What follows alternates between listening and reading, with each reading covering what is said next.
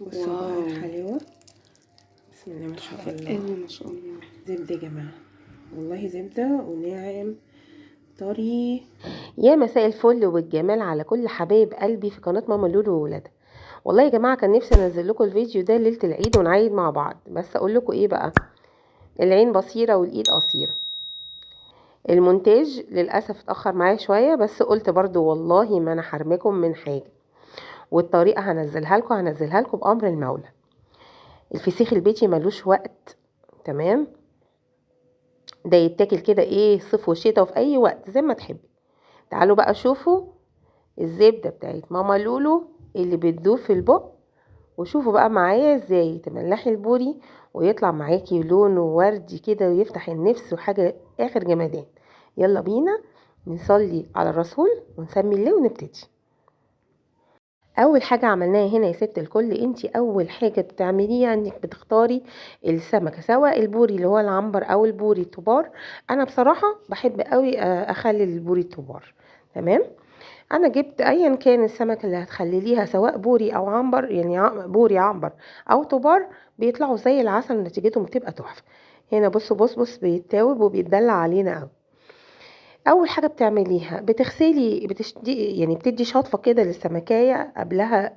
يعني مثلا انت جبتيه من السوق النهارده مثلا العصر، هتشطفيه وتسيبيه بايت في التلاجة، مقلوب راسه تحت في كوبايه كده او شفشق قديم نضيفه زي الفل، وتفرشيه كلينكس بتاع المطبخ، وتحطي فيه السمكية مقلوبة بعد ما تغسليها كويس من بره، وتحاسبي على ايدك من الشوك لانه شوكه حامي قوي. وتغسلي الخياشيم برضو تشطفيها وتنزلي منها الدم والتراب والطينة اللي بتبقى فيها، تمام. تحطي بقى الورقة الكلينكس في الشفشق وتقلبي السمكية راسها من تحت ديلها من فوق، سيبيها في التلاجة ليلة كاملة. الصبح تقومي تشفطي منها المية وتنشفيها برضو كده بالكلينكس، وتنشفي كويس قوي الخياشيم برضو والبق بتاعها.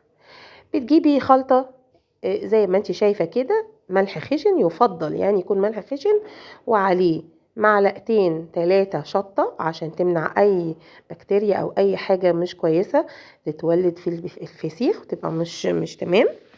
وورقتين لورا كده وتكسريهم وتحطيهم في قلب الملح الخشن مع الشطة. في ناس بتحط معلقة كركم، انا ما فضلتش ان انا اعمله بكركم المرة دي بصراحة. وبتجيبي بقى الملح وبتحشي بيه البق والخياشيم وتضغطي لجوه ناحيه البطن، تحشي وتضغطي ناحيه البطن، وتحشي البق وتضغطي برضو ناحيه البطن. الكلام ده هتعمليه في الخيشومتين يمين وشمال وفي البق، تحشي وتضغطي تحشي وتضغطي. سوري يا جماعه، زي ما انت شايفه كده.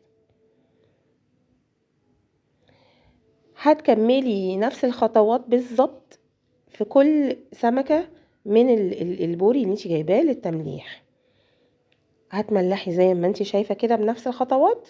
خلي بالك رايق كده وبالك طويل، وبالراحة على ايدك، واعملي الحاجة بحذر، لان بجد الشوك بتاعه بيبقى شوية حامي ومؤلم بصراحة. يعني شكة الشوكة بتاعت اي سمكة بتبقى صعبة، بتقعد كتير، مؤلمة يعني في الايد. فعلى مهلك كده واعملي الحاجة برواق عشان تطلع نتيجتها مظبوطة من غير ما تتأذي يا ست الكل. تمام، كبستي الملح كويس جدا جدا كده زي ما انت شفتي كده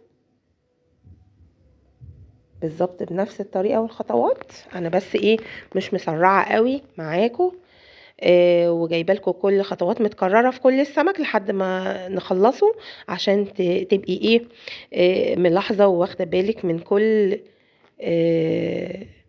حاجه بتتعمل عشان تعرفي تخليه بطريقه مظبوطه. يعني مش هستخسر فيكم حاجه، ده انتوا حبايب قلبي.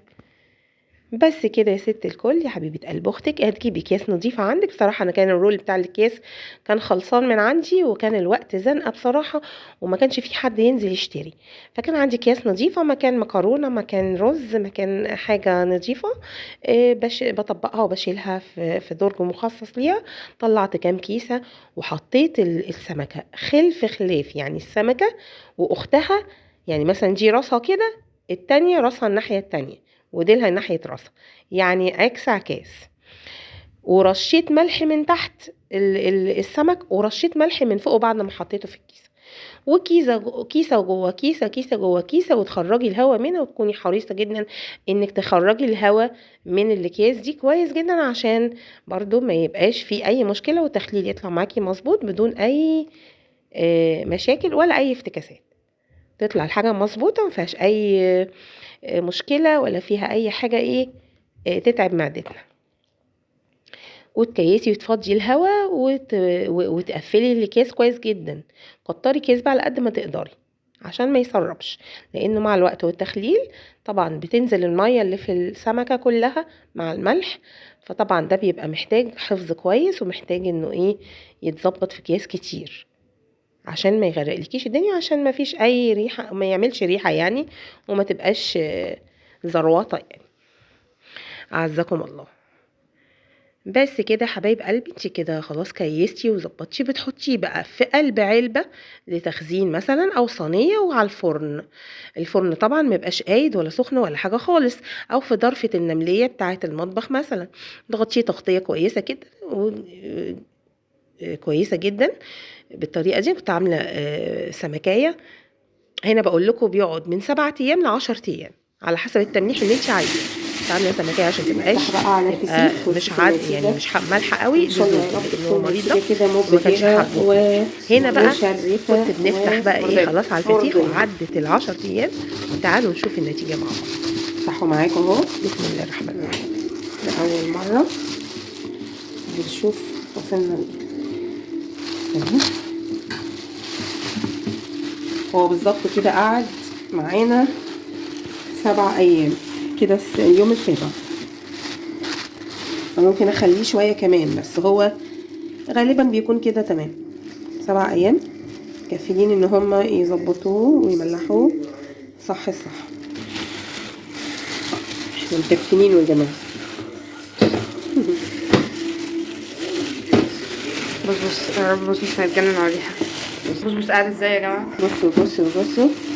بصوا على الحلاوة. بصوا على الطعام. بصوا الزبدة. ما شاء الله تحفة والله، ما شاء الله. بصوا على الحلاوة. بسم الله ما شاء الله، ما شاء الله. زبدة يا جماعة، والله زبدة وناعم طري، ملحه جميل ومظبوط تحفة. هذا حد هذا بصوا بيطلع كده فصوص دايبة.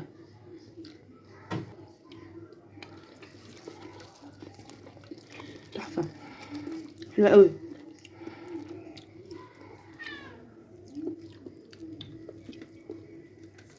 مش عارفة احنا ممكن نكمل عليه تاني. مش عارفة دلع شوية، عايز 2-3 كمان. بصوا بكل امانه انا حابه اعرفكم بس ان هو يعني 7 ايام في الجو المتقلب اللي كنا فيه الفتره اللي فاتت دي، ولسه لازال الجو ساقعه، مش كفايه للتخليل. هو المفروض تكملوه يعني في الملح 10 ايام، من 10 ل 12 يوم. تمام.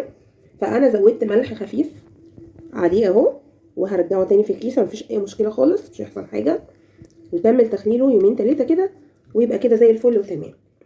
بس هو كتسويه وخلاص كان داخل على التمليح التام المظبوط 100%، خلاص يعني هو زي الفل. لكن وزبده وطري تحفه يعني، مفيهوش اي مشكله خالص، مفيهوش اي حاجه وحشه في التخليل، في التخزين مظبوط زي الفل. هو بس ناقصه الملح، زودت له ملح شطه بورق لورا، وارجعه تاني في الكيسه وان شاء الله يظبط.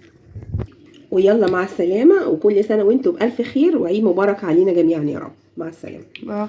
باي.